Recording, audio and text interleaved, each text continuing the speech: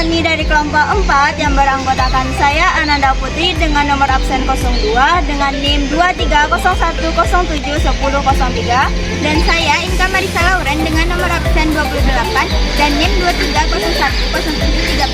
2301073027 dan saya Nabila Anastasia dengan absen 6 dan NIM 2301071020 dan saya Latifah Junardi dengan nomor absen 4 dengan NIM 2301071015.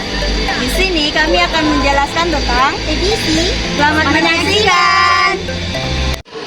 Hai, di sini saya akan menjelaskan tentang konsep biaya per unit. Konsep biaya per unit ini merujuk pada total biaya yang dikeluarkan untuk menghasilkan satu unit produk.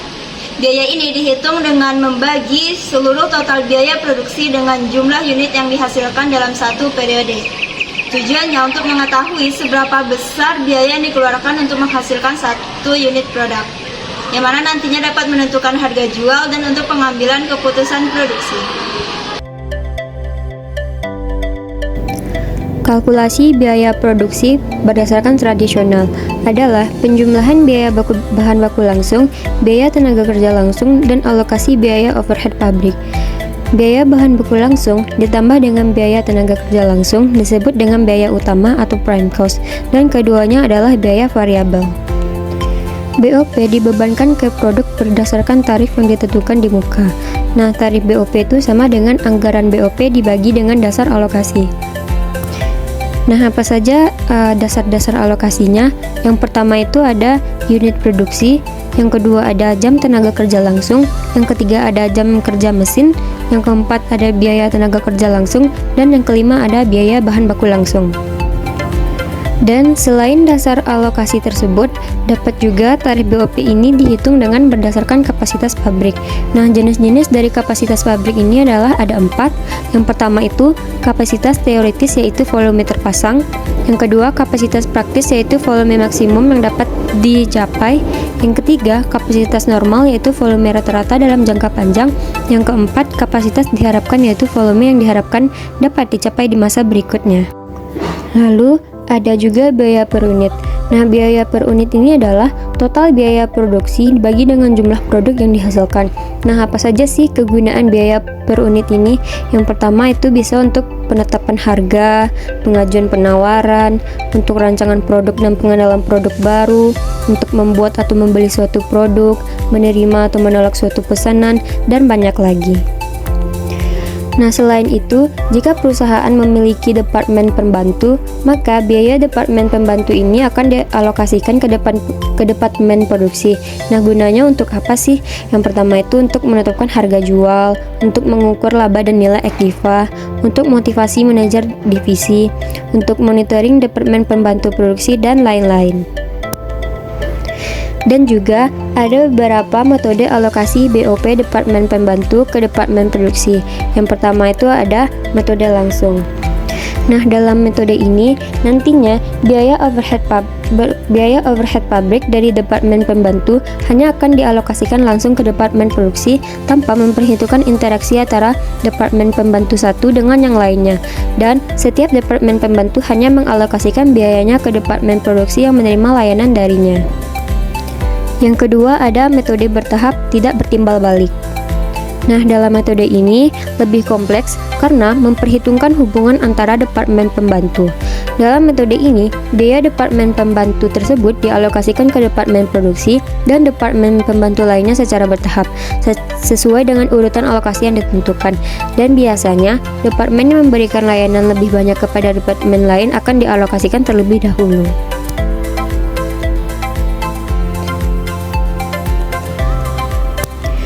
Dan yang terakhir ada metode timbal balik atau metode aljabar.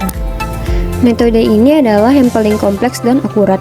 Dalam metode ini, biaya overhead dari semua departemen pembantu dialokasikan ke departemen produksi dengan mempertimbangkan interaksi antara semua departemen pembantu secara simultan. Oke, selanjutnya yaitu keterbatasan sistem akuntansi biaya tradisional. Memiliki beberapa keterbatasan di antaranya. Yang pertama yaitu kurang relevan dalam lingkungan manufaktur modern. Sistem ini lebih cocok untuk produksi massal dengan sedikit variasi produk. Yang kedua, Pengalokasian biaya tidak akurat. Overhead dialokasikan berdasarkan volume atau seperti jam kerja langsung yang seringkali tidak mencerminkan konsumsi sumber daya sebenarnya. Yang ketiga, yaitu kurangnya fokus pada pengendalian biaya non-produksi. Sistem ini cenderung mengabaikan biaya yang berkaitan dengan kualitas, logistik, dan kegiatan lainnya. Yang keempat, yaitu sulit mendorong efisiensi. Tidak fleksibel untuk mendukung metode modern seperti just in time atau pengelolaan biaya berbasis aktivitas. Nah, sekarang kita akan memasuki kepada kalkulasi biaya produk berdasarkan aktivitas atau activity based costing. Adalah metode untuk mengalokasikan biaya overhead ke produk atau jasa berdasarkan aktivitas yang digunakan. Metode ini berbeda dengan perhitungan biaya berdasarkan pesanan yang mengalokasikan biaya berdasarkan pemicu biaya tertentu seperti jam mesin. Activity based costing memiliki beberapa manfaat. Di antaranya adalah 1. Membantu perusahaan memahami bagaimana aktivitas berkontribusi terhadap biaya. Yang kedua yaitu membantu perusahaan dalam pengambilan keputusan yang lebih baik tentang alokasi sumber daya dan strategi bisnis. Ketiga yaitu memberikan informasi kepada manajer untuk membuat dan menjual berbagai produk. Keempat yaitu membantu personel produksi dan distribusi untuk berfokus pada cara mengurangi biaya. Selanjutnya masuk kepada tahap-tahap dalam mengembangkan sistem perhitungan biaya berdasarkan aktivitas adalah pertama dengan mengidentifikasi biaya sumber daya yang aktivitas. Kedua, membebankan biaya sumber daya ke aktivitas. Yang ketiga yaitu membebankan biaya aktivitas ke objek biaya. Rumus untuk menghitung activity based costing adalah total biaya dalam kelompok biaya dibagi dengan cost drivers. Selanjutnya, pengklasifikasian aktivitas.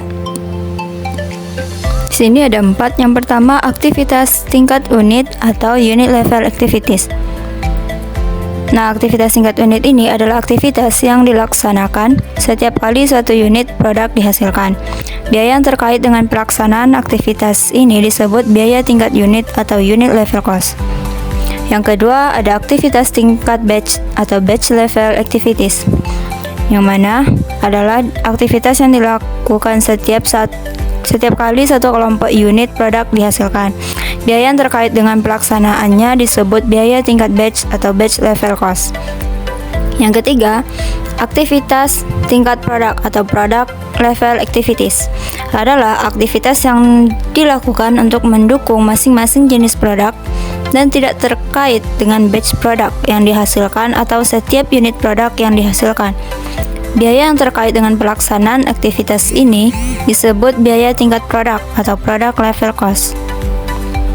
Nah, yang keempat, aktivitas tingkat fasilitas atau facility level activities adalah aktivitas yang dilaksanakan untuk mendukung organisasi secara keseluruhan dan tidak dapat ditelusuri ke masing-masing jenis produk yang dihasilkan. Biaya yang terkait dengan pelaksanaan aktivitas ini disebut biaya tingkat fasilitas atau facility level cost. Nah, di sini ada gambaran tingkat aktivitas, contoh biayanya dan driver aktivitas. Penjelasan dari kelompok kami, semoga bermanfaat dan dapat dipahami. Kami dari kelompok 4 pamit undur diri.